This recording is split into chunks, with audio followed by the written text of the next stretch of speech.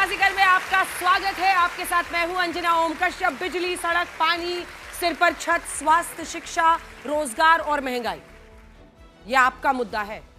आम जनता की चिंता का प्रारंभ यही है और अंत भी यही है। और इसीलिए जब जब चुनाव आते हैं तो इन मुद्दों को उठाने वाले नारे खूब गूंजते हैं। लेकिन अब चुनाव में एक और जंग है और वो है घुसपैठियों पर। बात बिहार की हो रही है, क्योंकि अगर हमारे समाज में घुसपैठिए हैं तो वही छीनता है जो हमारा अधिकार है, वही छीनता है बिजली, सड़क, पानी, शिक्षा, जो कुछ हमारे हक का है उस पर वो भी अपनी दावेदारी ठोक देता है।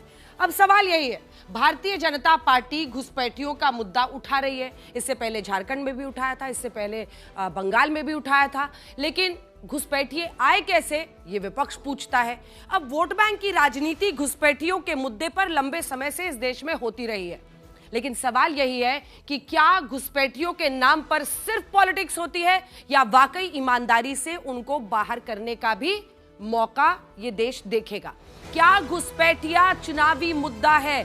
जनता क्या सोचती है? आज इसी पर हम बहस बाजीगर में बहस करने वाले हैं। तो सबसे पहले तालियों के साथ आप सभी का बहुत बहुत स्वागत। ये वो जनता है जो आज हमारे साथ इस चर्चा में शामिल रहेगी।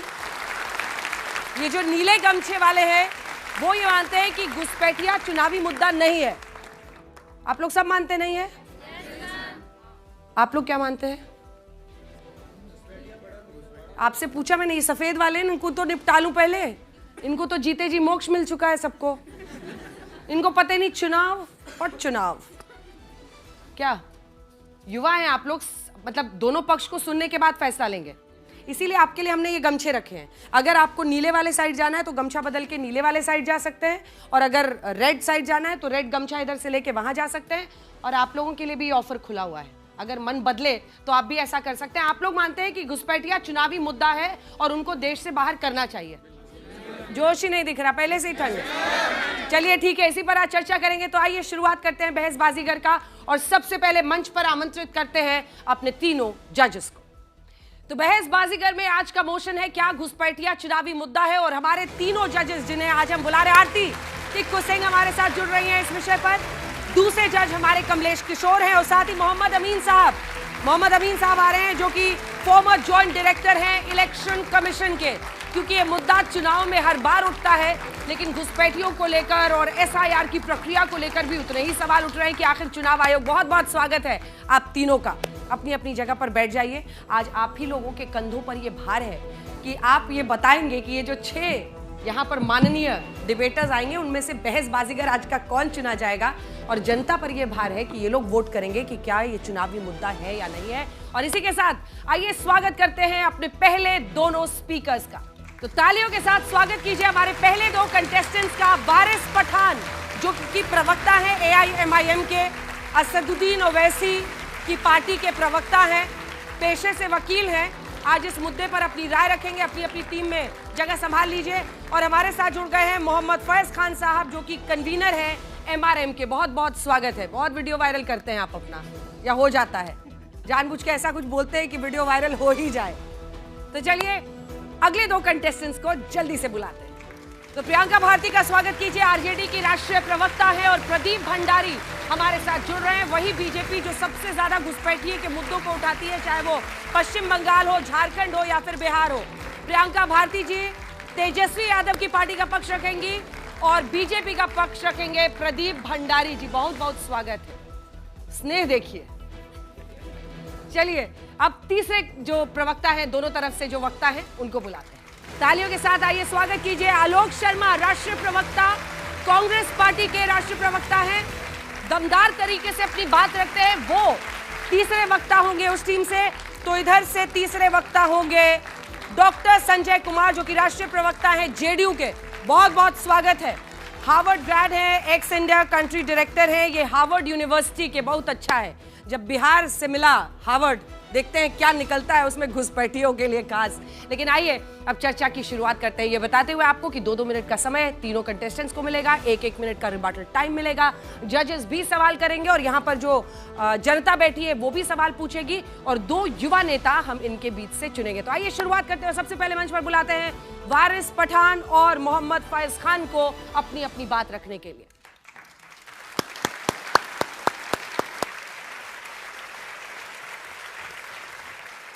क्या घुसपैठिया चुनावी मुद्दा है? इस मोशन पर बोलने का मोहम्मद फैज खान साहब, आपका 2 मिनट का समय शुरू होता है अब। बिस्मिल्लाहिर्रहमानिर्रहीम। भारत माता की। घुसपैठिया चुनावी मुद्दा है बेशक, क्योंकि रोजगार चुनावी मुद्दा है और भारत देश का रोजगार भारतीयों के लिए है, किसी रोहिंग्या, बांग्लादेशी या पाकिस्तान के लिए नहीं है। हमारा आधार कार्ड, हमारा वोटर आईडी, हमारा आयुष्मान कार्ड, हमारे तमाम संसाधन भारतवासियों के लिए है, क्योंकि संविधान का अनुच्छेद 326 कहता है कि इस देश में वोट देने का अधिकार भारत के नागरिक को है, किसी विदेशी नागरिक को नहीं। मैं विपक्षियों से यह कहना चाहूंगा, भाई आप नेता तो आयात करते ही हैं, अब आप लोगों ने वोटर को भी आयात करना प्रारंभ कर दिया है। आप घुसपैठियों को नहीं, बल्कि इस देश के दिल में अपनी पैठ बनाइए। मोदी जी ने वोट नहीं चुराया है, मोदी जी ने इस देश के लोगों का दिल चुराया है।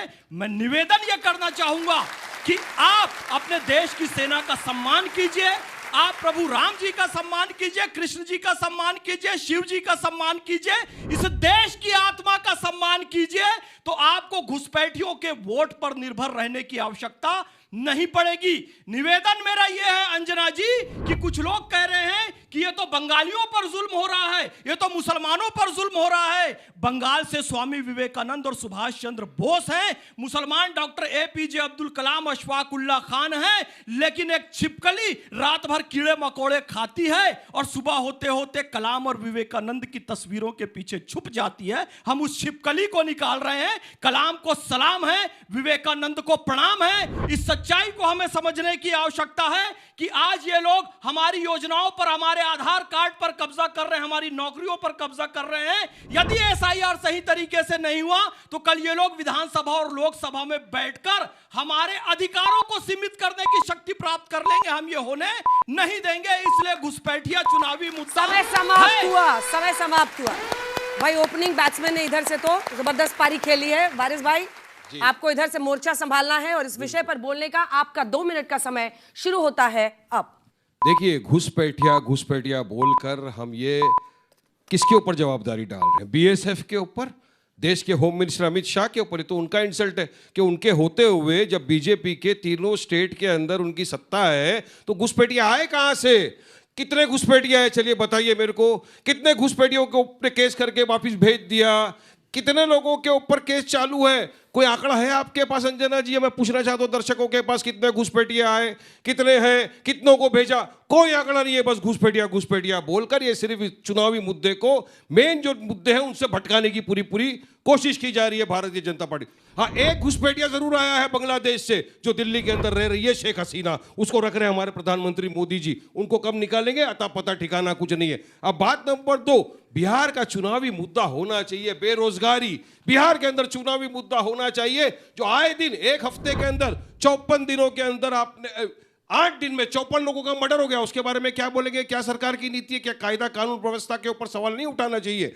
घुसपैठिया अंजना जी, मैं कल ही आया हूं वहां से, बिहार से पूरी जगह घूम फिर कर पता चल रहा है सीमांचल की आप हालत देखिए, बदहाली की हद हो गई है। हम चाहते हैं सीमांचल को 371 का स्टेटस मिले, स्पेशल स्टेटस नहीं दे रहे। वहां पर आप देखिए कोई इंजीनियरिंग कॉलेज नहीं है। अरे अररिया, कटिहार, उस तरफ आप क्यों नहीं बनाते? को हाईकोर्ट लोगों को जाना पड़ता है पटना के अंदर।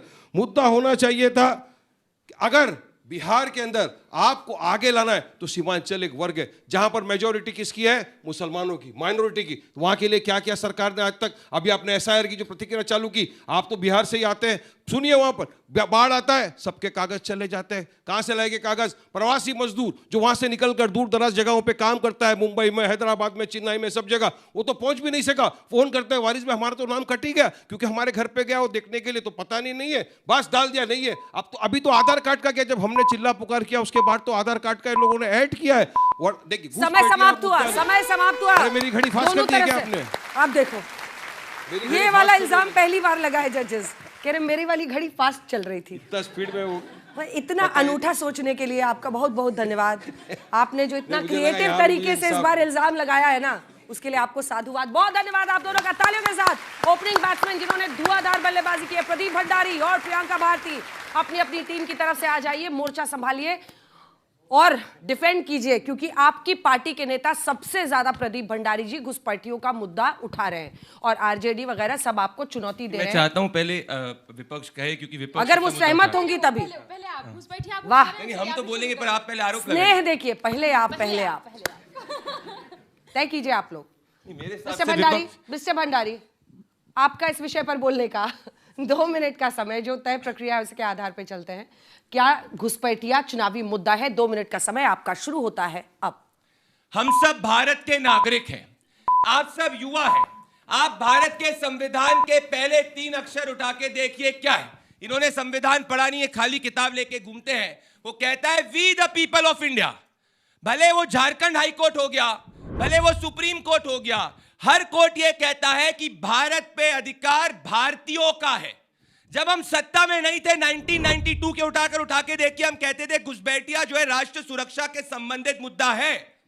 अगर आपको लगता है कि चुनाव से जुड़ा हुआ है, 25 अगस्त को झारखंड के अंदर जहां ऑलरेडी चुनाव हो चुका है, भारतीय जनता पार्टी इस मुद्दे को उठा रही है। मैं आपसे एक युवाओं से ओपन चैलेंज करना चाहता हूं और नीति और नियत की बात करना चाहता हूं। भारतीय जनता पार्टी का शीर्ष नेतृत्व, प्रधानमंत्री नरेंद्र मोदी जी, गृह मंत्री अमित शाह जी कहते हैं, जैसे कहा था कि आर्टिकल 370 एब्रोगेट करेंगे, अब कह रहे हैं कि घुसपैठियों को हटाएंगे। क्या कभी भी आपने पिछले 20 सालों में राहुल गांधी, सोनिया गांधी, तेजस्वी यादव या कोई भी बड़ा नेता ये कहते हुए देखा कि भाई घुसपैठियों को हटाया जाए? अभी तो चुनाव आ रहे, पहले कोई नहीं दिखा। ना राहुल गांधी ने एक बार बोला, ना सोनिया गांधी ने बोला, ना किसी ने बोला, क्योंकि ये घुसपैठियों का संरक्षण करते हो। मैं आपको प्रूफ करना चाहूंगा। घुसपैठिया का संरक्षण पॉइंट नंबर 1, कांग्रेस पार्टी के गुलाम अहमद मीर कहते हैं घुसपैठियों को सिलेंडर दे दो। कांग्रेस पार्टी के साथ में लालू प्रसाद यादव 2017 में कहते हैं घुसपैठिया जो है शरणार्थी है, उनको सिटीजनशिप दे दो। 2017 में ममता बनर्जी कहती है अरे रोहिंग्या जो है वो आतंकवादी नहीं है, उनको घर में बसाओ। अब ये बॉर्डर की बात करते हैं, 2000 से ज्यादा किलोमीटर बॉर्डर हमने सील करी। 400 किलोमीटर बॉर्डर तब से बंगाल से मारते रह गए, दे दीजिए दे दीजिए दे दीजिए, नहीं मिलती। ममता बनर्जी ने 1 इंच नहीं दी। तो ऐसा क्यों होता है? विपक्ष का एक भी नेता घुसपैठियों के खिलाफ एक भी स्पीच में नहीं बोलता, क्योंकि ये पीछे से घुसपैठियों को प्रोटेक्ट करते हैं। अब कहते हैं कि भाई इतने साल क्यों लग गए? 70 साल ने आर्टिकल 370 एब्रोगेट नहीं किया, हमने किया। 70 साल से सीए नहीं लेके आए, हम लेके आए। तो अब घुसपैठियों को भले ये कितना भी संरक्षण कर दे, चुनकर घुसपैठियों को हम हटाएंगे। समय समाप्त हुआ। मिडिल ऑर्डर भी बहुत ताकत झोंक रहा है आज। भारती जी, आपका 2 मिनट का समय इस विषय पर बोलने का शुरू होता है अब। अमित शाह जी देश के गृह मंत्री हैं। मुझे लगता है कि पहली बार ऐसा इस देश में हो रहा है कि गृह मंत्री खुद ढोल पीट रहे हैं कि हम इनकॉम्पिटेंट हैं। आंकड़ों से समझिए कैसे इनकॉम्पिटेंट है। 2004 से लेके 2013 के बीच में हमने कितने घुसपैठिए बाहर डिपोर्ट किए? दैट्स 90,000। अब हम इनके आंकड़े पर आते हैं, 2014 से लेके 2025 तक इन्होंने कितने डिपोर्ट किए? मुश्किल से मुश्किल 15,000 पहुंच रहा है। यही नहीं हुआ, अब क्या किए हैं कि जिस साल से शुरू किए घटाते जा रहे हैं। हमने 2013 में कुल 5,234 घुसपैठियों को डिपोर्ट किया। इनका आंकड़ा सुनिए, 14,989, 2015 474, 2016 308, 2017 51। मतलब कि खुद आप घुसपैठियों को निकाल नहीं रहे हैं तो आपको कौन दायित्व देता है कि आप घुसपैठियों पे बात करें? करिए, लेकिन निकालिए तो सही। दूसरी सबसे इंपॉर्टेंट बात है कि गृह मंत्री जी से तो अपना बिटवा संभल नहीं रहा है, अपना विभाग कैसे संभालेंगे? क्योंकि आईसीसी का मैच तो आप करवा दिए। पाकिस्तान के बारे में आप बोल रहे थे कि पाकिस्तान हर तरीके से आतंकवाद में लिप्त है, तो आपने क्यों उसके साथ मैच कराया? मैच कराने के साथ साथ उनका बेटा अनुराग ठाकुर, शाहिद अफरीदी सब साथ में मैच इंजॉय करते नजर आते हैं। काहे घुसपैठिया बोलते हैं? तीसरी बात, आप देश में हर तरीके से नफरत का माहौल बनाना चाहते हैं, इसलिए गिरिराज जी क्या बोलते हैं? वो बोलते हैं कि देश का मुसलमान स्कीम्स का फायदा उठाता है पर मोदी जी को वोट नहीं करता है, इसलिए देश का मुसलमान नमक हराम है। इस हिसाब से उनके आर्ग्यूमेंट को मैं काउंटर करती हूं, पूछती हूं, जब हमारी भी तो सरकार थी इतने सालों से, तो आप भी हमको वोट नहीं किया, भाजपा में गए, तो हमारी स्कीम का फायदा तो आप भी उठा रहे थे, तो नमक हराम कौन हुआ आपके आर्ग्यूमेंट के हिसाब से? उसके बाद इंपॉर्टेंट, घुसपैठिया हमारे लिए मुद्दा बिल्कुल भी नहीं है, क्योंकि यहां जितने लोग बैठे हैं, जिस सबको मैं देख रही हूं, सब युवा हैं। कोई पकौड़ा नहीं तलना चाहेगा पढ़ाई लिखाई के बाद। मैं इसलिए ये बात करती हूं क्योंकि 3 करोड़ दलित बिहार में रहते हैं। सरकारी नौकरी का आंकड़ा बता रही हूं, मात्र 23,000 के पास है। अब हमको नौकरी का मुद्दा चाहिए कि घुसपैठिया का मुद्दा चाहिए? ये देश की आवाम तय करे। आप बताइए, अभी जब मैं यहाँ खड़ी हूँ, बिहार में बीपी ट्री 4 के लिए लोग लड़ रहे हैं, सड़कों पे लाठी खा रहे हैं, उनको नौकरी चाहिए कि घुसपैठिया का मुद्दा चाहिए? समय समाप्त हुआ।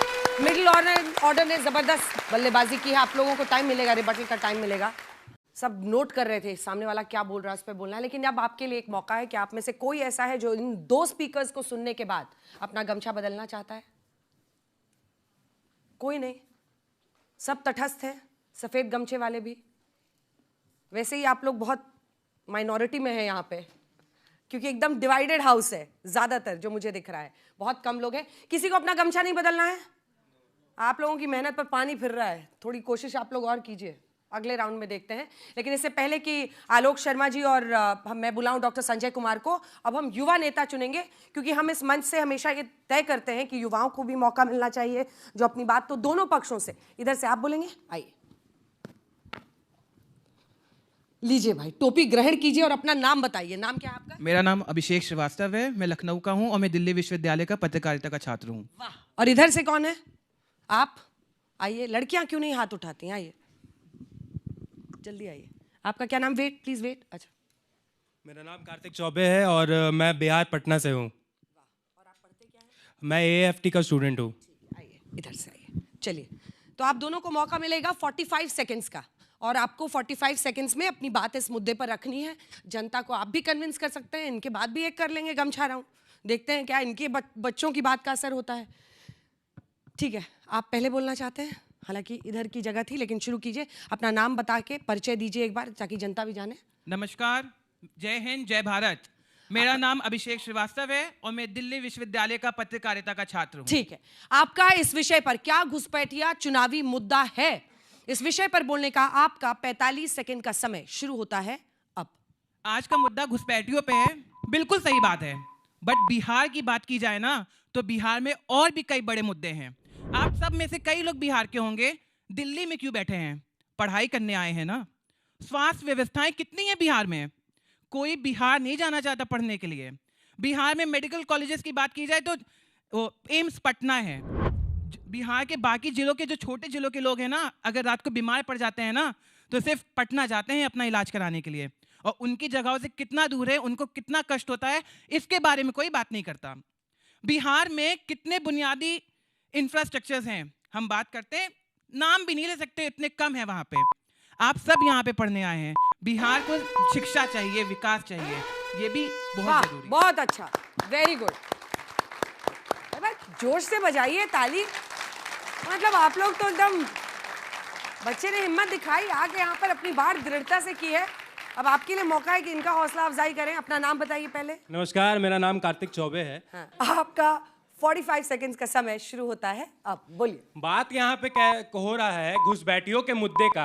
अगर आप ही बताइए, आप ही के घर में कोई आए और घुस के बैठ जाए और उसके बाद आप चैन से रह सकते हैं? कोई भी एक आम नागरिक होता है, वो सबसे पहले यही चाहता है कि 2 वक्त की रोटी खाए, सुकून की नींद सोए। जब वही नींद हराम हो जाएगी तो फिर इंसान करेगा क्या? आम आदमी जाएगा क्या, करेगा क्या? अरे भाई, जान है तो जहान है, जान है तो जहान है। अगर जान ही नहीं रहेगी तो इंसान बाकी मुद्दों का करेगा क्या? बाकी सारे चुनावी मुद्दे अपने जगह। जब जान ही नहीं रहेगी हमारे पास, हम बिहार से, भाई हम पटना से बाहर निकलते हैं, डर बना रहता है। अगर ऐसा चीज सुनने के बाद कोई पब्लिक प्लेस पे इंसान नहीं जा सकता है, इंसान क्या करेगा उस समय? मान के चलिए, आपने यूनिवर्सिटी की बात की, नालंदा यूनिवर्सिटी का तो नाम सुने होंगे ना। समय समाप्त हुआ, समय समाप्त हुआ, समय समाप्त हुआ, समय समाप्त हुआ। भाई इधर से भी सफेद गमछे वाले भी कुछ आपके लिए ताली बजा रहे थे। टोन एकदम नेताजी का वाला पकड़ लिया था इन्होंने। हैं, जबरदस्त आप दोनों ने बोला है। आप दोनों यही रुकिए, मैं चाहती हूँ कि अगर अभी कोई प्रभावित हुआ है तो आप अपना गमछा बदल सकते हैं। क्या इन्होंने आपको कन्विंस किया है? अच्छा, 2 लोग हैं जो बदल रहे हैं, आपस में बात की। अच्छा, वहां भी हैं, आपस में बात की, कौन सा गमछा लेना है, कौन सा गमछा नहीं, अपने अपने मन से कर रहे हैं। चलिए आइए, फटाफट गमछा बदलिए, उठिए अपनी जगह से, गमछा लीजिए जो भी आपको लेना है और अपनी जगह पर वापस बैठ जाइए। सफेद गमछे वालों ने ये तय कर लिया है कि अब वो न्यूट्रल नहीं रहेंगे, और इनमें से 5, 6, 7, 8 सफेद गमछे वालों ने 9, 10, इन पर तो मुझे शुरू से शक रहता है, पर सारे उधर ही जा रहे हैं लाल गमछे के लिए। ये सफेद गमछे वालों पर मुझे हमेशा शक रहता है। वोटिंग में भी कह नहीं सकते, 2-3% आता है। कुछ तटस्थ भी बैठे हैं अपनी जगह पर। 1, 2, 3, 4, 5, 6, 7, 8, 9, 10, 11। चलिए, आप दोनों अपनी जगह पर जा सकते हैं, टोपी भी आप लोग रख सकते हैं। युवा नेता, ताली बजाइए दोनों के लिए, दोनों ने अपनी बात दृढ़ता से कही। अब मैं तीनों जजेस के पास एक बार आना चाहती हूँ। सर आप कुछ बोलें घुसपैठिए वाले मुद्दे पे। मोहम्मद अमीन साहब कुछ जो आप कहना चाहें। जहाँ तक घुसपैठिए की बात की जा रही है, हाँ। तो घुसपैठिए के लिए कोई आज से नहीं, जब से आज़ादी हुई है तब से बॉर्डर था हमारा, और तब बॉर्डर फेंसिंग नहीं थी। और अब देखने में कुछ ऐसा आया है कि सरकारें चुस्त दुरुस्त आई हैं और वो हमारे देश के बारे में भला सोचती हैं, और उन्होंने फेंसिंग की है, उस पर ध्यान दिया है बॉर्डर को। अगर इससे पहले ध्यान दिया जाता देश की बॉर्डर के ऊपर, फेंसिंग के ऊपर, सुरक्षा के ऊपर, तो ये आज स्थिति नहीं होती कि आज आपको ये मुद्दा लेना पड़ता ये प्रवासी लोगों का। ठीक है, अब कंटेस्टेंट्स पे कुछ बोलना चाहेंगे क्या? आप ठीक बोल रहे हैं, ये लोग डिफेंड कर रहे हैं अच्छे से टॉपिक को। नहीं, हर आदमी का अपना एक मुद्दा है, उसमें हर आदमी ने अपनी बात कही है। और जहाँ तक बात की घुसपैठिए की, जिसकी जो समझ में आया उसने किया। लेकिन आज देश क्या चाहता है, देश के अंदर क्या होना चाहिए, देश का हमारे युवा क्या चाहता है, हमारी जनता क्या चाहती है, ये तो आगे चल के चुनाव जब होंगे तब इस बात का पता चलेगा कि मुद्दा है या नहीं है असल में। हाँ, बहुत साफ है कि एक पार्टी, एक पैनल जो है वो उनका मुद्दा बहुत क्लियर है। ये समझ आ रहा है कि बीजेपी या एनडीए की तरफ से एक फोकस है कि घुसपैठिया बिहार में जो है वो मुद्दा है इलेक्शन का। लेकिन दूसरी तरफ के जो अभी पैनलिस्ट ने अभी तक बात की है, ये क्लियर नहीं है कि क्या उनका कोई फोकस्ड इशू है बिहार इलेक्शंस में। तो मुझे लगता है कि वो कहीं ना कहीं वो मिस हो रहा है कि उनकी तरफ से क्या फोकस है, क्या होना चाहिए, क्या इशू होना चाहिए। बहुत सारे मुद्दे उन्होंने लिए हैं, अनएम्प्लॉयमेंट को लेकर, गरीबी को लेकर, डेवलपमेंट को लेकर। तो क्या कोई खास फोकस है कि नहीं? मुझे लगता है मैं आने वाले राउंड्स में चाहूंगी कि उनकी तरफ से क्या होना चाहिए, क्या इशू होना चाहिए। ताऊ, जिस देश में जूते की कीमत और सावन में मछली भी मुद्दा हो जाते हैं, वहाँ घुसपैठियों का मुद्दा क्यों नहीं होगा? पर सवाल, अभी तक जो बात चली है उसमें दोनों पक्षों ने थोड़ा सा, एक आदमी बाद में बताऊंगा कौन, थोड़ा सा लाइन पे थे। अभी तक ये है कि मुद्दा होना चाहिए या नहीं होना चाहिए। विवाद, ये विषय, ये जो डिबेट है वहां चली है ये। जबकि प्रश्न है कि मुद्दा है या नहीं है। तो हो सकता है कि अगले राउंड में भी आलोक शर्मा जी आएंगे, संजय कुमार जी आएंगे, तो शायद हम वापस पटरी पे बुला लेते हैं दोनों को, पटरी पर बुला लेते हैं। बिल्कुल। आप लोग समझ पा रहे थे किसकी तरफ ये इशारा कर रहे थे कि एक आदमी ट्रैक पर था, आपको लगा? हाँ। चलिए गेस वर्क कीजिए आप लोग। तालियों के साथ आप दोनों का बहुत बहुत स्वागत है। आलोक शर्मा जी और डॉक्टर संजय कुमार अपनी अपनी जगह पर आ जाइए और आपका इस विषय पर बोलने का 2 मिनट का समय। कौन पहले बोलना चाहता है, क्योंकि आजकल इस पर भी चॉइस चल रही है। आप पहले बोलेंगे आलोक जी? बोले आलोक जी, आप ही से शुरू। उनको डॉक्टर संजय कुमार, श्योर। इस विषय पर बोलने का आपका 2 मिनट का समय शुरू होता है अब। देखिए, सबसे पहले मैं साफ करना चाहता हूं कि जदयू और नीतीश कुमार जी की राजनीति हमेशा विकास और न्याय की रही है, धर्म या जाति की नहीं। क्योंकि घुसपैठियों का जो मुद्दा है उसको मुस्लिम से रिलेट करके ऑपोजिशन जो है वो प्रेजेंट करना चाहती है। तो ये क्लैरिटी होना सबसे ज़्यादा जरूरी है। बिहार में मुसलमान भाइयों बहनों के लिए जितना काम नीतीश जी ने किया है उतना किसी और मुख्यमंत्री ने नहीं किया है।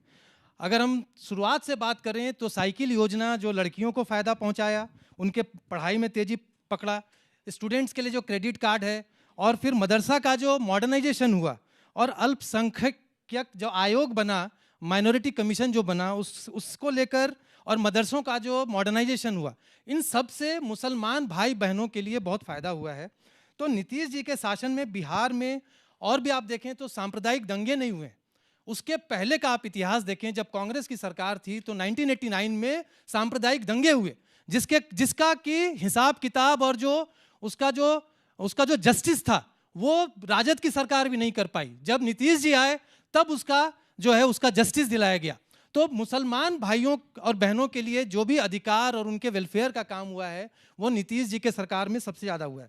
लेकिन विकास के साथ साथ हमें अवैध घुसपैठ के खतरे पर भी नज़र रखनी होगी, और हमें यह ध्यान देना होगा कि बिहार में जो गृह मंत्रालय का रिपोर्ट है उसके मुताबिक लगभग 2 करोड़ घुसपैठी हैं, और अगर हम बिहार की बात करें, मैं खुद कटिहार का रहने वाला हूं, और अगर हम सीमांचल की बात करें तो आपने हाल में सुना होगा कि आधार कार्ड जो है वहां जनसंख्या से ज्यादा बन गया है। और ये एक बहुत बड़ा खतरा है कि आधार कार्ड जनसंख्या से ज्यादा कैसे बन गया। अगर हम पूर्णिया की बात करें तो वहां पे 101%, किशनगंज में 105%, अररिया में 102%, और कटिहार जहां का मैं रहने वाला हूं 101%। मैं अपने कटिहार की बात बताऊं, जब से मैं वहां पर बचपन में देखा कि जो कांग्रेस की सरकार थी, समय उन्होंने समाप्त हो बांग्लादेश गया। से ये लोगों को वाला आने का डिबेट मौका थोड़ा अलग है, समय समाप्त हो गया। तालियां बजाइए भाई इनके लिए। लेकिन मैं नोट कर रही थी अपने बोलने के 90वें सेकंड में ये पहुंचे घुसपैठिया वर्ड पर, तो जेडीयू के अंदर की झिझक दिख रही है, या फिर ये आपका हार्वर्ड का असर है, मैं इस पर टिप्पणी नहीं करूंगी। लेकिन आलोक शर्मा जी, आपका इस विषय पर बोलने का 2 मिनट का समय शुरू होता है अब। क्या घुसपैठिया चुनावी मुद्दा है?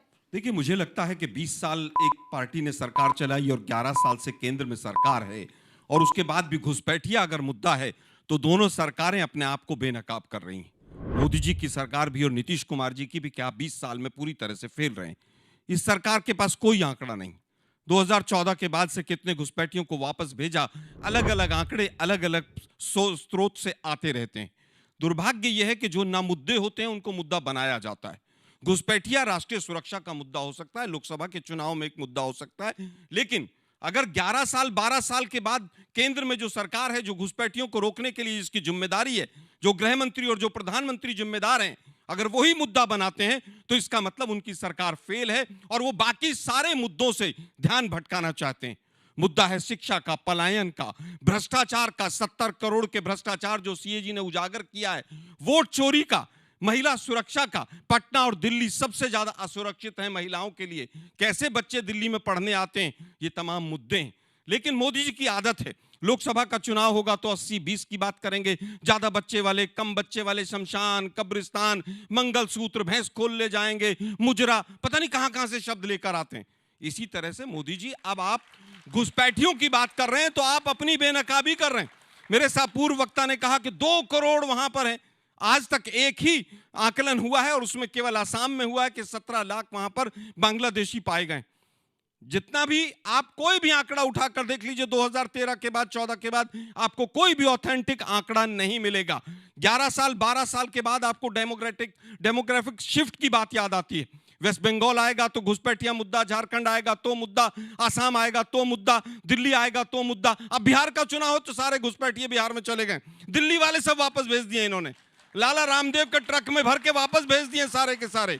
आज तक इनके पास कोई आंकड़ा नहीं है, मुद्दों को भटकाने का केवल आंकड़ा है। समय समाप्त हुआ। तालियां भाई सबके लिए, बहुत अच्छा। आप दोनों अपनी जगह पर जा सकते हैं। जबरदस्त। मुझे नहीं पता जजेस कितने खुश हुए हैं नहीं हुए हैं, लेकिन कुछ बातें उससे आगे की होती हैं। बहसबाजीगर तो आप लोग चुनेंगे ही। पहले वाले दोनों स्पीकर्स को बुला लेते हैं, अगर आप लोगों का कुछ सवाल हो वो पूछ लीजिए और आप आ जाइए। पहले दोनों स्पीकर्स। मिस्टर पठान फोन ही नहीं छोड़ते हैं। आइए मिस्टर पठान, आइए। हम लोग जब इंतजार भी कर रहे थे आपका, खिड़की से हम लोग यहाँ से देख रहे थे, आप एकदम मोबाइल पे लगे हुए थे। चलिए, इस पर आपको 1-1 मिनट का समय मिलेगा, लेकिन मैं चाहती हूँ कि उसमें जजेस के सवाल भी शामिल हो जाएं, तो उस पर 1 मिनट में जवाब दीजिएगा। आरती जी, कोई सवाल आपका इन दोनों से? अंजना जी, मुझे लगता है कि सवालों की बौछार आलोक जी ने की है और वो बहुत ही वैलिड सवाल है कि कितने घुसपैठिए हैं बिहार में, जिनके बारे में हमें मालूम होना चाहिए। पूरे देश के सामने ये सवाल है कि वाकई कितने घुसपैठिए और कितनी नौकरियां वो ले रहे हैं। तो इस सवाल का जवाब अगर पैनलिस्ट दे तो बहुत अच्छा रहेगा। हाँ, ये मुझे लगता है प्रदीप भंडारी जी ठीक ठाक देंगे। ये तो आपको कोई श्लोक सुना देंगे। फैज खान, मेरा भी यही सवाल है, जवाब दीजिए। कितने आए हैं, कितने हैं और किसको निकाला? ऐसे ऐसे करके एकदम। यदा यदा हि धर्मस्य ग्लानिर्भवति भारत अभ्युत्थानं धर्मस्य तदात्मानं सृजाम्यहम् परित्राणाय साधूनां विनाशाय च दुष्कृतां धर्म संस्थापनार्थाय संभवामि युगे युगे। घुसपैठिए आ रहे हैं, अधर्म कर रहे हैं, हम धर्म की स्थापना करेंगे। अच्छा, आपका 20 सेकंड निकालूंगी मैं उसमें से। प्लीज 20 सेकंड निकलेगा। ताऊ, कोई सवाल जो आपको पूछना हो? एक आलोक शर्मा जी ने आंखें खोल दी, आप सबने भी देखा होगा कि कैसे घुसपैठिए का मुद्दा जो है वो राष्ट्रीय सुरक्षा का मुद्दा है, और उसे हम जब राजनीतिक मुद्दा बनाते हैं तो यही आरोप प्रत्यारोप होते हैं और इस समस्या का समाधान नहीं होता है। ये चुनाव की बात है, अभी मुद्दा उठेगा फिर सभी भूल जाएंगे। और वारिस पठान जी से एक सवाल ये है कि आप मुसलमानों का प्रतिनिधित्व करते हैं, वो तो ठीक है, पर बात बिहार के कॉन्टेक्स्ट में हो रही है, आप सीमांचल तक ही क्यों रहते हैं? मैं एक आपको पहले ये दूरबीन क्लेरिफिकेशन से करूं खोजते हैं कि एक मैं सेकंड। सिर्फ मुसलमानों पहले के लिए दूरबीन से नहीं, इनकी पार्टी खोजती है कौन सी नहीं, सीट नहीं, पे ज्यादा मुस्लिम वोट है, नहीं, फिर गलत वहां है। ये चुनाव ये लड़ने जाते इल्जाम है, ये गलत बेबुनियाद इल्जाम है। हम सिर्फ मुसलमानों की नहीं, हमारा पिछड़ा हुआ अच्छा, वर्ग, भैया, एक दलित जगह भाइयों टाइम की, मिलेगा। अमीन सबके साहब, लिए हम एक साथ, सवाल अमीन साहब, करते हैं, एक सबके साथ लिए जवाब दीजिए। आवाज उठाते हैं। सीमांचल वो क्षेत्र है जहाँ पे ये एक समस्या है जो बराबर। जिसे अभी आपके सवाल का 2 मिनट 1 सेकंड में एक जवाब टाइम दे रहा होगा, हूँ। रुकिए रुकिए रुकिए ना। अरे वो भी सवाल पूछ लो। क्या पठान साहब आप हैदराबाद से कभी बाहर आएंगे? जब इलेक्शन होता है तभी नजर आते हैं बिहार में। जवाब देता हूँ आपको। अबे रुक क्या? हैदराबाद से अरे बाहर आए भाई। और 2014 में पहला भाई, एमएलए एक तो जीत के इतना आया दिल वारिस पे ले पठान, लेता है ना भाई इधर करना में। मुंबई से। आपके सारे एमएलए जो है जो रूलिंग पार्टी में चले गए। चलिए, एक दोनों का जवाब दे रहा हूँ। सारे आरजेडी में दोनों का चले गए, ये जवाब भी दे रहा सच है। चलिए रुकिए रुकिए रुकिए, 1 मिनट पर रिबटल राउंड और जजेस की बातों का जवाब देने का आपका समय मोहम्मद फैज खान साहब शुरू होता है अब। बेशक घुसपैठिया चुनावी मुद्दा है, तभी यहाँ पर इस पर डिबेट हो रही है, और घुसपैठिया चुनावी मुद्दा है इसलिए यहाँ पर सफेद गमछा पहने वाले कई सारे भाई बहन इधर लाल गमछे की तरफ आ रहे हैं। बेशक घुसपैठिया चुनावी मुद्दा है, यदि आपको यह बात नहीं लगती है तो बात वो कहिए जो कागज पर लिख कर देने का आप में दम और उसके नीचे हस्ताक्षर कर सके। मैं यहां जो बात कहूंगा उसे लिख कर दे सकता हूं, लेकिन आपके सुप्रीम लीडर जो बात कहते हैं वो उसे लिख कर नहीं दे सकते। तो घुसपैठिया चुनावी मुद्दा है, आप इस बात को समझिए। और मैं एक बात कहना चाहता हूं कि ये टिप ऑफ आइसबर्ग है। कितनी संख्या है नहीं पता, टिप ऑफ आइसबर्ग है। अभी जब काला वाला पड़ेगा ना स्प्रे, तो सारे कीड़े मकोड़े निकल कर बाहर आएंगे। जो मैं इंसेक्ट और छिपकलियों की बात कर रहा था, ये एसआईआर वही है जो कि इनको बाहर लाने के लिए काम कर रहा है। मैं कहना यह चाहूंगा कि जो कुछ भी है उससे बेहतर चाहिए और सारी गंदगी साफ करने में बेहतर चाहिए। और चलिए, मोदी जी समय समाप्त सफाई हुआ। कर रहे हैं। चलिए, अब आपका जजेस के सवाल का और रिबटल राउंड किसी भी पार्टिसिपेंट का जवाब देने का आपका 1 मिनट का समय शुरू होता है अब। मैं दोनों तीनों सवालों का जवाब देना चाहता हूं। सबसे पहले तो मेरा जो सवाल था उसको मुझे जवाब ही नहीं मिला कि कितने घुसपैठिए आए हैं, कितनों के ऊपर मुकदमे चल रहे हैं और कितनों को सरकार ने निकाल के बाहर फेंक दिया। उसका आंकड़ा किसी के पास नहीं है, बस घुसपैठिया आ गए। बात नंबर 2, जज साहब ने पूछा कि वारिस भाई आप सिर्फ मुसलमानों की बात करते हैं सीमांचल के अंदर। मैं बोलना चाहूँगा आपको जज साहब बड़े एहतराम के साथ कि अभी जेडीयू के प्रवक्ता ने कहा कि नीतीश के राज में मुसलमानों को बहुत फ़ायदा हुआ, बहुत भलाई किया। मैं पूछना चाहूँगा बरसोई के अंदर, सीमांचल बरसोई में इलेक्ट्रिसिटी के मुद्दे के ऊपर कुछ युवाओं ने संवैधानिक तरीके से जाके वहाँ पे प्रदर्शन किया था। डीएम के आदेश के ऊपर गोली मार गई, 2 युवाओं की जान चले गई। मुझे बताइए क्या नीतीश उनके घर पे मिलने गए या तेजस्वी उनके घर पे मिलने गए? कोई नहीं गया मिलने के लिए। गया मजलिस इत्तेहादुल मुस्लिमीन, ना उन्होंने कॉम्पेंसेशन दिया ना कुछ दिया। तो आप बात करते हो क्यों? बिल्कुल। और आपका जो इल्जाम है रॉन्ग है कि हम खाली मुसलमानों की बात करते हैं। बिल्कुल मुसलमानों की तो बात करते ही है, साथ में हमारे दलित भाई, पिछड़ा वर्ग, सबकी बात करते हैं। और बात नंबर 3, जैसा जज साहब ने कहा कि हैदराबाद से बाहर निकलेंगे कि नहीं, तो मैं याद दिलाऊं सर 2014 में हैदराबाद से बाहर आए, पहली मर्तबा एमएलए का इलेक्शन लड़ा, फर्स्ट एमएलए वारिस पठान जीत के गया महाराष्ट्र की असेंबली में। समाप्त हो गया प्रभु, रखिए। वाह, कंप्लीट बहुत करने अच्छा, दो। बहुत अच्छा, बहुत अच्छा। एक जो दोनों हिस्से, आप लोग बैठ जाइए, आप दोनों आइए, प्रदीप भंडारी जी और प्रियंका भारती जी। एक एक सवाल आप लोगों से लेंगे और उस सवाल का जवाब देते हुए आप रिबटल राउंड में 1-1 मिनट के लिए बोलेंगे। इस हिस्से से कौन पूछना चाहता है? आप आइए। तुम नेता भी बनोगे और सवाल भी तुम्हें, दूसरों को मौका दो। सर मेरा सवाल आपसे यही है कि बिहार में अब शिक्षा और इंफ्रास्ट्रक्चर, स्वास्थ्य, ये सब मुद्दे खत्म हो गए हैं। जो रातों रात बिहार में पुल चोरी हो जा रहे हैं, कभी सड़क चोरी हो जा रहे हैं, ये सब मुद्दे खत्म हो गए हैं। जो अब यहाँ पे कभी घुसपैठिया, कभी मोदी जी की माँ को गाली देना, ये सब मुद्दे लाए जा रहे हैं बिहार के चुनाव में।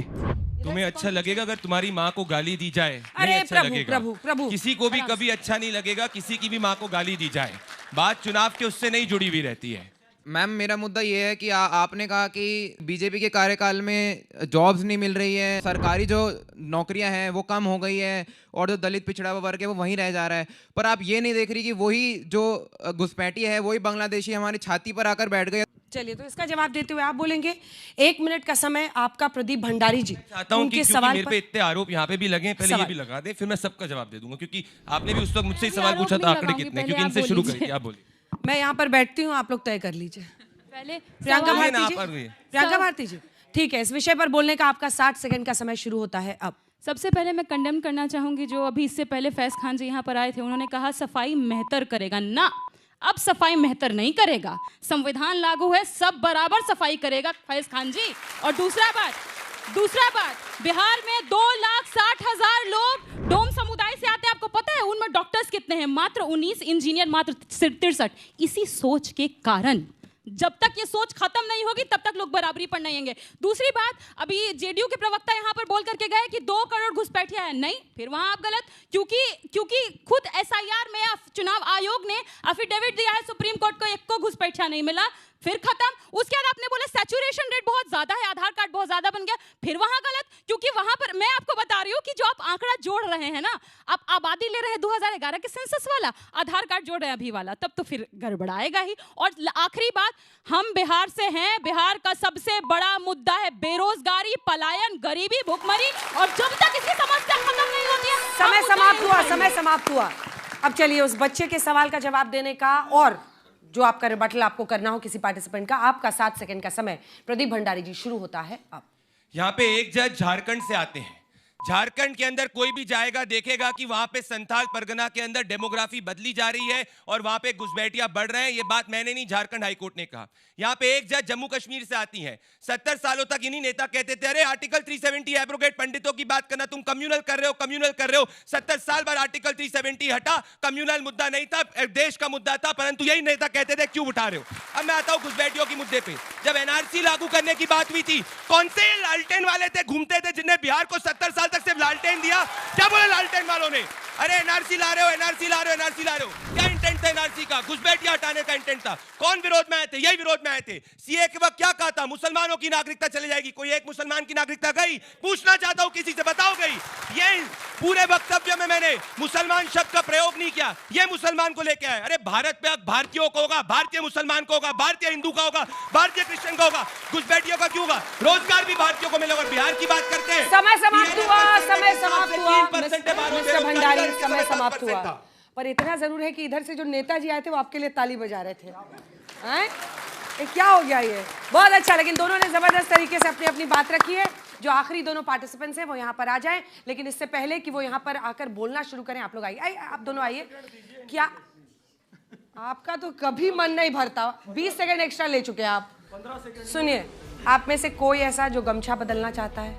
आपको बदलना है? ठीक है, उठिए। वाह, 2 ही लोग। कान में जजेस इसकी इजाजत अगर देते हैं तो कर सकते हैं। हाँ, अलाउड है। चलिए भाई, जाइए काना फूसी कीजिए।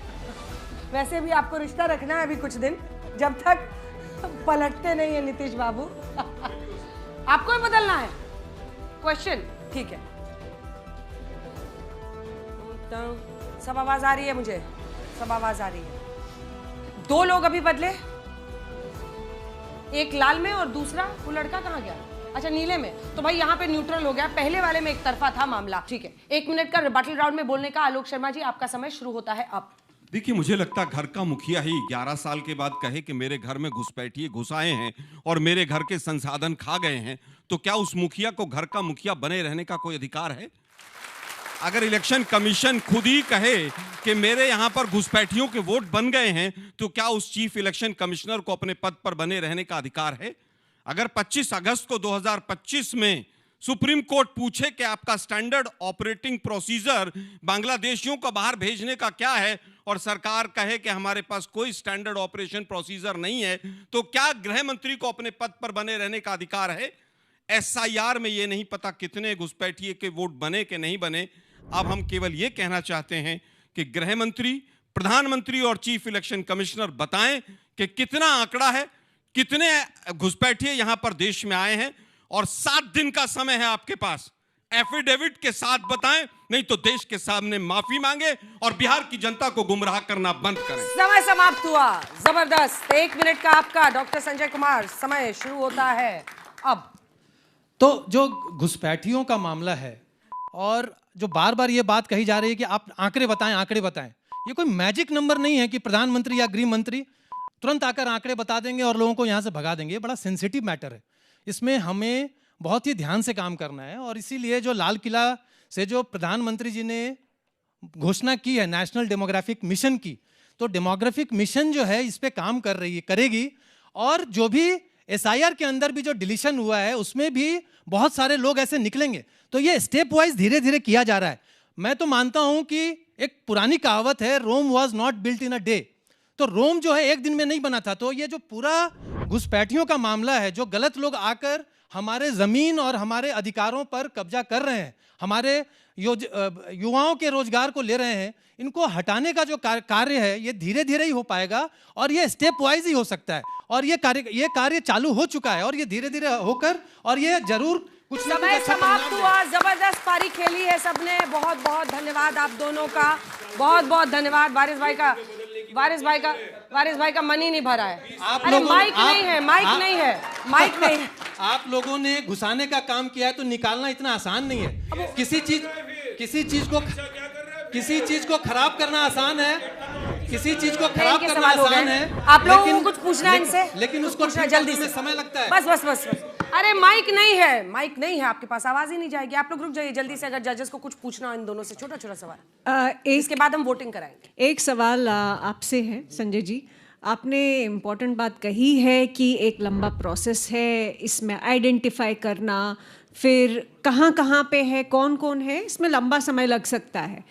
लेकिन सवाल ये है कि अगर आइडेंटिफाई जब हो जाते हैं, क्या गवर्नमेंट ऑफ इंडिया के पास, चूँकि आप सत्ता में हैं, ऐसी कोई बायलैटरल एग्रीमेंट्स है बांग्लादेश के साथ या म्यांमार के साथ या जहाँ से भी घुसपैठिए आ रहे हैं कि वो वापस उन घुसपैठियों को ले लेंगे?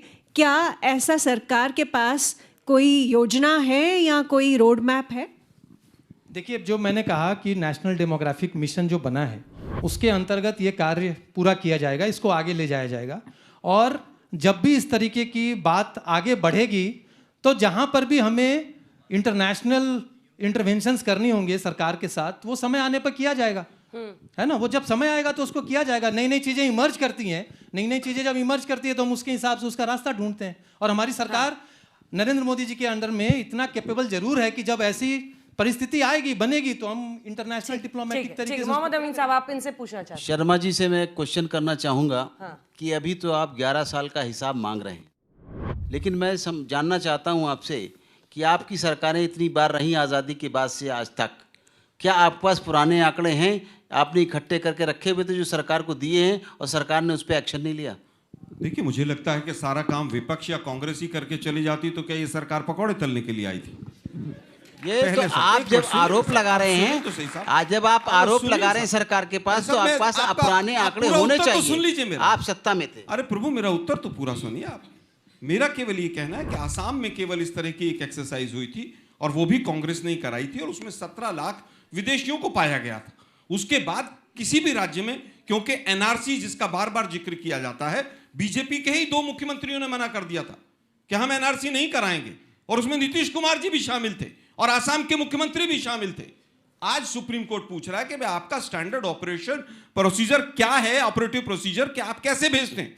ढाका के साथ कोई अरेंजमेंट नहीं। अभी कह रहे हैं साहब परिस्थिति अभी नहीं आई है, परिस्थिति आएगी तो करेंगे, लेकिन लाल किले से आप चिल्ला के वोट मांगेंगे। अभी परिस्थिति नहीं आई है, अभी परिस्थिति आएगी तो कोई ना कोई रास्ता बनाया जाएगा।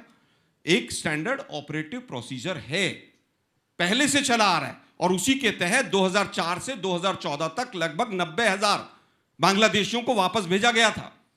और अब क्या है? अब लगभग 3,000 को भेजा गया है पिछले 10-11 साल में। और देश के प्रधानमंत्री हल्ला इतना मचाते हैं जैसे बहुत कुछ कर दिया हो कि लाला रामदेव के सारे ट्रक लगा के खड़े कर दियो और वही भेज के आएंगे। अब देश के प्रधानमंत्री को सोच समझ के बोलना चाहिए कि वो स्वयं लाल किले की प्राचीर से क्या बोल रहे हैं। ठीक है, चलिए, बहुत बहुत धन्यवाद आपका। आप दोनों अपनी जगह पर जा सकते हैं। अब जनता की बारी है, अब यहाँ पर वोट की बारी आ रही है। आपका वो 15 सेकेंड ना, मुझे पता है, फिर उधर से भी 15 सेकेंड होगा। आप सब स्कैन कीजिए और वोट डालने के लिए तैयार हो जाइए। आपके सामने अभी सवाल आएगा। आज का सवाल है, क्या घुसपैठिया चुनावी मुद्दा है? हाँ नहीं कह नहीं सकते। हमारे तमाम दर्शक जो इस वक्त घर पर मौजूद हैं, आपके सामने भी एक QR कोड आ रहा है। अगर आप उसको स्कैन करें तो आप भी इसमें वोटिंग में शामिल हो सकते हैं। क्या घुसपैठिया चुनावी मुद्दा है? इस पर वोट डालने के लिए आपके सामने सवाल बस आने ही वाला है। शुरू करते हैं वोटिंग लाइन, शुरू कीजिए वोटिंग। 60 सेकंड का समय आपको मिलेगा जिसमें आप इस पर अपनी राय डाल सकते हैं। अगर आप मानते हैं हाँ ये चुनावी मुद्दा है, इस पर चर्चा होनी चाहिए, तो आप हाँ पर वोट कीजिए। अगर आप मानते हैं कि नहीं ये मुद्दा नहीं है तो आप नहीं पर वोट डालिए। और कह नहीं सकते, आज कह नहीं सकते वाले गमछे तो इतने कम है, लेकिन अच्छा 4% 5% हो गया है। इधर हाँ वाले 65% है, नहीं वाले 31% है, 63-62 लगभग डबल का मामला चल रहा है। 5% है कह नहीं सकते वाले। अभी भी 30 सेकंड का समय बचा हुआ है, आप अपना वोट डाल सकते हैं। 58 और 35 कह नहीं सकते वाले 6% हो गए हैं। ये 1 2 3 4 5 6 7 लोग कैसे यहाँ पर 7% हो रहे हैं मुझे नहीं पता है, बट ये कह नहीं सकते वाले नोटा वाले थोड़े जो गमछा ओढ़े हैं उनसे ज्यादा हैं यहाँ पे। आज उल्टा ही हो रहा है। 59% है फिलहाल। हाँ, आखिरी के 5 सेकंड बचे हैं, काउंटडाउन शुरू हो गया है और इसी के साथ जीत गई है टीम जो कहती है घुसपैठिया चुनावी मुद्दा है। प्रदीप भंडारी की टीम, मोहम्मद फैज खान, डॉक्टर संजय कुमार की टीम जीत गई है।